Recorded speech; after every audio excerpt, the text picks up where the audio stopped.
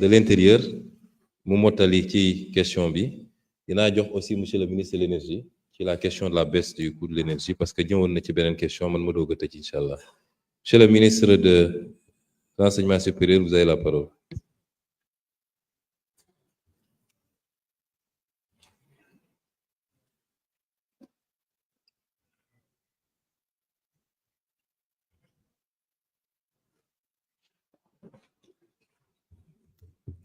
Monsieur le Président de l'Assemblée nationale, Monsieur le Premier ministre, chers collègues, honorables députés, dama bëgg a tontu ci question yi ñu posé ci enseignement supérieur xëy na bourse yi moo ci gën a fës waaye am na yeneen question yu mu laal fàttali rek ne gouvernement bi ñu ñëwee en 2024 bi ñu tëggee agenda national de transformation dañu jël enseignement supérieur recherche et innovation jox ko ci pàcc bu am solo parce que dañu sas ne ñu war nañ mën a arriver à un accès équitable à un enseignement supérieur de qualité dans un environnement propice à la réussite te ñu nekk ci nag Premier ministre di ñu rappeler souvent ne ñu bourse étudiant daf ko ériger en priorité comme salaire fonctionnaire bi ñu ñëwee ba léegi aussi gouvernement bi nekk ci loolu ma mën a wax ne entre 2024 ak 2025 2024 lañ ñëw mais diggante 2024 ak 2025 rek bourse yi jugee na 84 milliards dem 98 milliards muy lu 10 ci état Sénégal ma fàttali que ne bu ñu defee comparaison bu ndaw ak dëkk yi ñu wër dama gis ne Côte d'Ivoire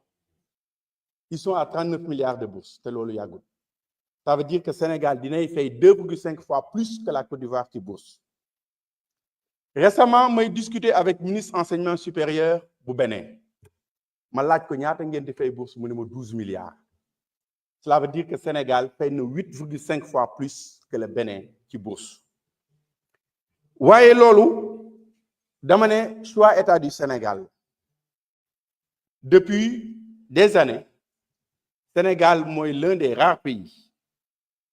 bugguma wax Sénégal rek la waaye l'un des rares pays au monde boo xam ne étudiant bu inscrit dans une université publique même privée aussi ku inscrit dans une université publique am nga allocation d'études 77% des étudiants am nañ bourse 23% ñoo ci am aide ci misaal bu ndaw boo jëlee année 2024 bi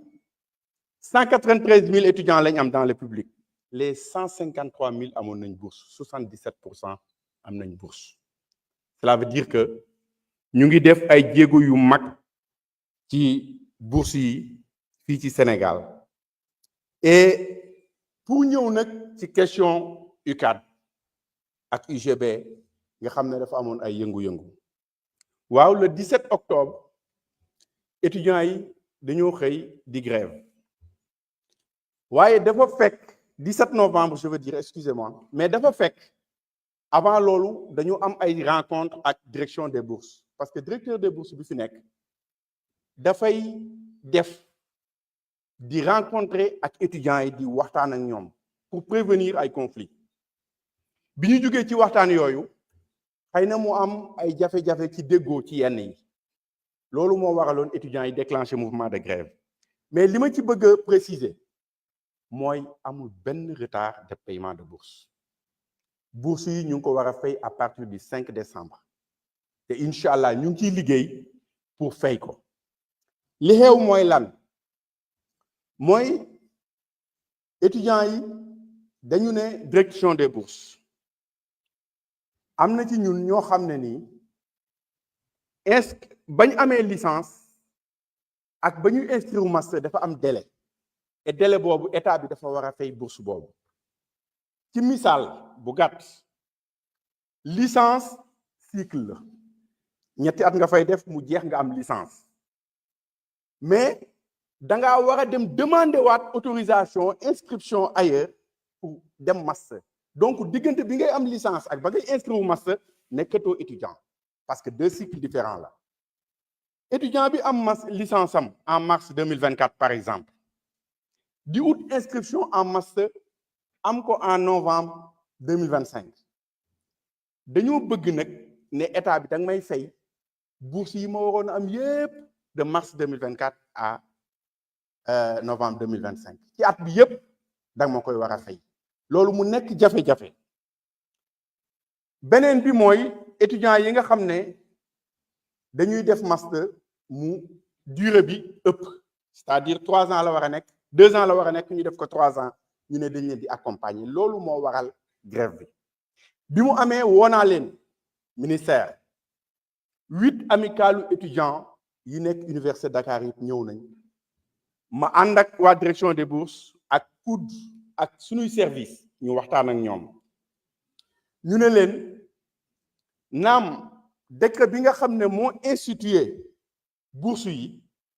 depuis très longtemps duñ koy respecté mais décret boobu buñ ko respecté étudiant bu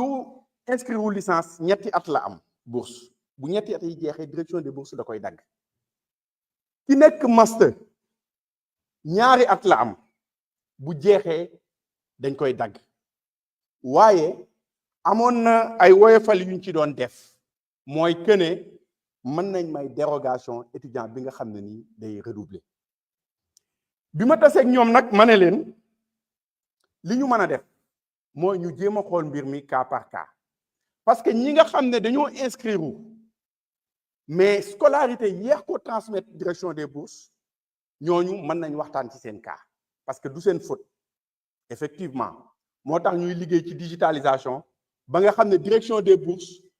dina am base de données boo xam ne dina interopérable ak base de données université yi nga xam ne étudiant bu inscrire rek moom dina am information parce que loolu jafe-jafe la boo xam ne du étudiant yi dañ koy am te du seen responsabilité ma ne leen question yoo xam ne mën na cee waxtaan au cas par cas ma ne leen aussi dañuy continuer discussion yi parce que man dama naan enseignement supérieur dafa nekk secteur boo xam ne boo ci nekkee foog ngay waxtaan ak les acteurs muy les enseignants muy les étudiants muy les PATS mooy personnel administratif technique et de service ma leen dañuy continuer discussion yi waaye nañu respecter décret bi nga xam ne nii moo institué bourse yi muy décret 94 963 du 12 août 2014 et décret boobu dafa wax ne étudiant bu am 30 ans waratul am mënul am bourse sauf bu nekkee doctorat muy beneen bi mooy il faut nga inscrire à l'université pour mën a am bourse mais tant que inscrire woo mënoo am bourse te mënoo ko réclamer beneen bi ci des mooy bourse bi buñ la ko joxee ñaari at lañ la koy jox mooy li ma wax léegi ci master waaye boo redoubler mën nañ la defal dérogation benn at ñetti at lañ la koy jox également ci licence jox la ko ñetti at ci doctorat léegi nag ñun ñu ngi fi dañuy continuer di discuter avec étudiants yi te yaakaar nañ ne incha allah dinañ mën a trouver une solution parce que loolu mooy li tax ñu teg ñu fi ñu ngi waxtaan ak ñoom pour jéem a trouver une solution mais dans le respect aussi du décret bi nga xam ne nii moo institué bourse yi nga xam ne mooy le décret de 2014 donc loolu laa amoon lu may wax ci question bourse yi di leen gërëm di leen sant. Merci, monsieur le ministre. Suivant. Monsieur le Président, si vous permettez, j'aimerais que le ministre de la fonction publique, en l'absence du ministre de l'Éducation, puisse apporter des éclairages sur les décisionnaires. 2 minutes, monsieur le ministre.